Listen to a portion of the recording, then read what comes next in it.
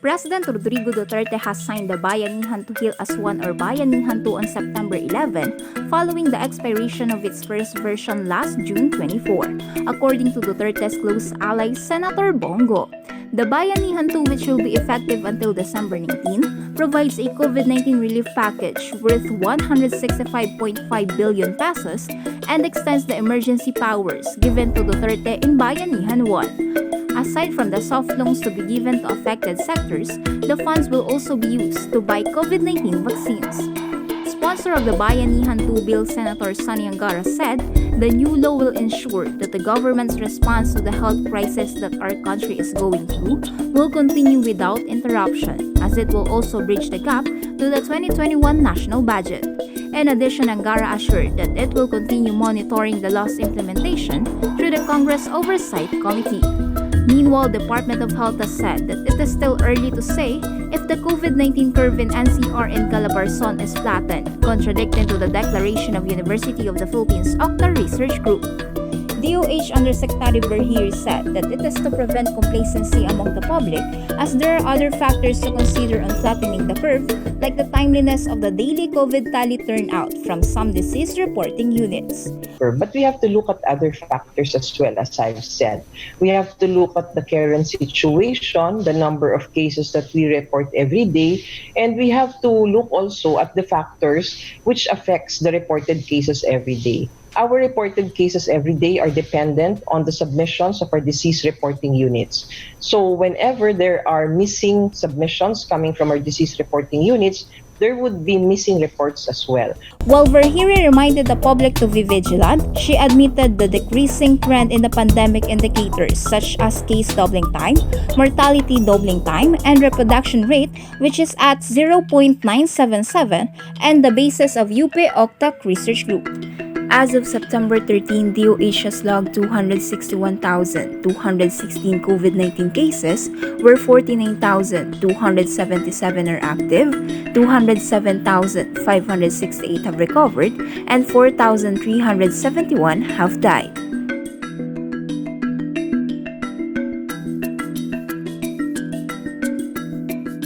Last September 7, after a long period of debate over U.S. Marine Joseph Scott Pemberton's eligibility for Good Conduct Time Allowance or GCTA, President Rodrigo Duterte grants Pemberton absolute pardon.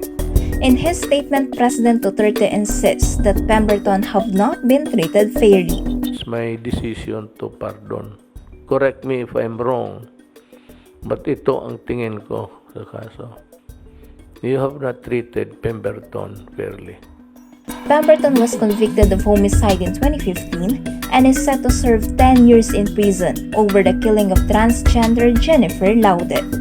On the other hand, according to attorney Virginia Suarez, Laude's family lawyer, the family denounces the president's grant for pardon, saying that the 10 years imprisonment was the only thing that they are asking to give their daughter's death justice.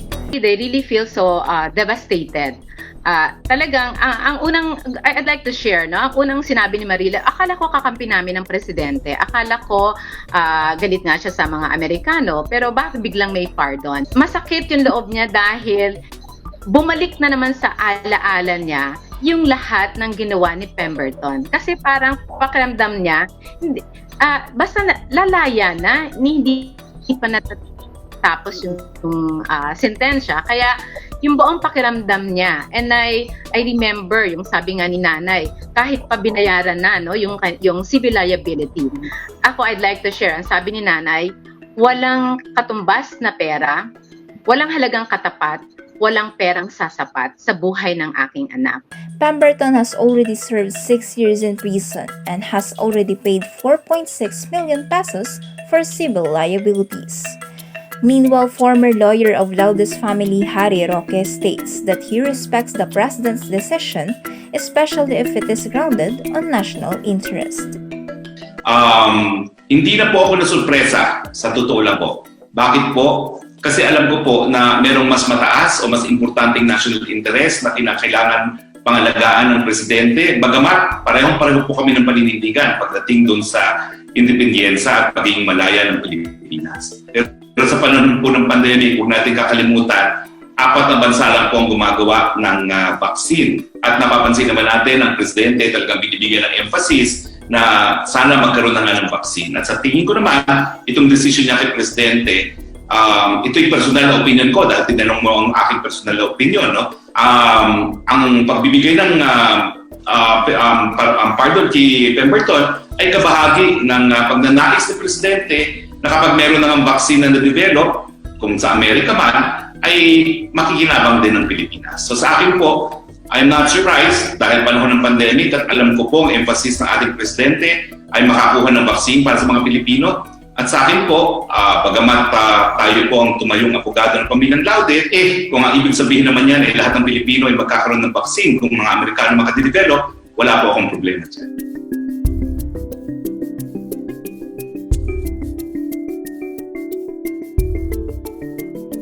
Health Undersecretary Maria Rosario Vergire claimed on Monday that inhalation and ingestion of crushed dolomite may cause adverse reactions to human respiratory and gastrointestinal system. It can also trigger eye irritation once exposed to the material. So ang sinasabi po ng mga studies, sinasabi po sa mga medical literatures, first, yung dolomite dust, pag naging dust na siya, nag-aerosolize sa air, it can cause respiratory issues, no, or effects to a person. Also, kapag napunta sa mata, nagkakaroon ng konting irritation and you just have to wash it off with water. The third, kapag na-ingest. Pag na-ingest ito, it can have parang discomfort sa gastrointestinal system natin and magkakaroon lang ng konting pagsakit ng tiyan at pagtatae. So these are the minor effects, no, of this dolomite na nilagay doon sa Manila Bay. However, Department of Environment and Natural Resources took position on Wednesday, debunking the allegations on the possible atrocity the crushed dolomite may result. Hindi kami urong dito kasi in the first place, there's no concrete evidence, no, coming from these people who are giving allegations about this dolomite. But if they will show us anything concrete that will say that this will really be a health hazard, then I don't think the secretary will think twice. Changing its tune, DOH clarified on Thursday that no untoward incidents will occur, contradicting its first claims, citing minor health hazards. While Manila City Mayor Isko Moreno vowed to support the project as it may bring forth economic benefits, he refused the idea of possibly appropriating funds for its maintenance amid pandemic. I agree with some, don't get me wrong, but not in this pandemic. I will continue to spend every single cent that is available for this pandemic. Meanwhile, Makabayan Black has filed resolution to investigate the project in Congress following the cease and desist order of Cebu Governor Gwendolyn Garcia to halt the selling, transporting, and extraction of dolomite in the region.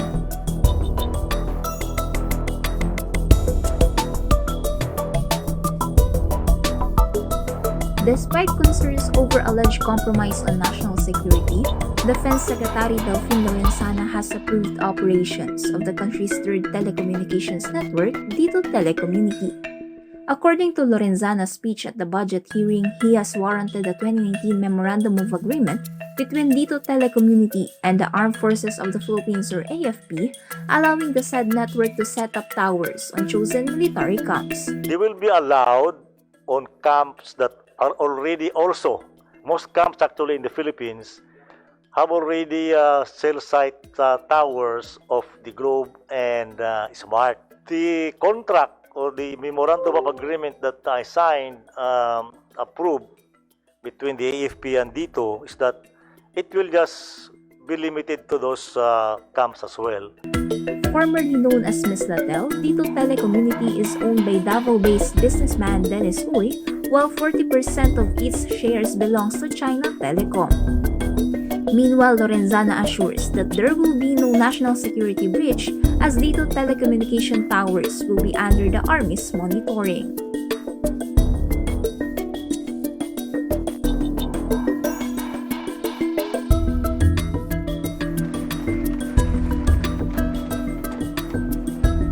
Filipino pole vaulter EJ Obiana showed dominance in 59th Ostrava Golden Spike Tournament in Czech Republic after beating some of the world's best vaulters last Tuesday.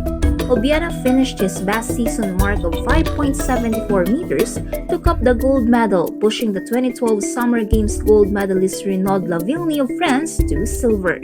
Coach and the father Emerson Obiana said that the gold medal will help EJ to face high-level competitions as part of his preparation as first Filipino to qualify for Olympic-bound journey in Tokyo.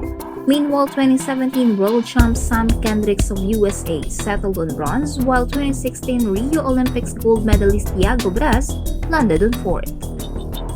Until next week, this has been Explained Express, delivering you the most pressing issues straight to your fingertips.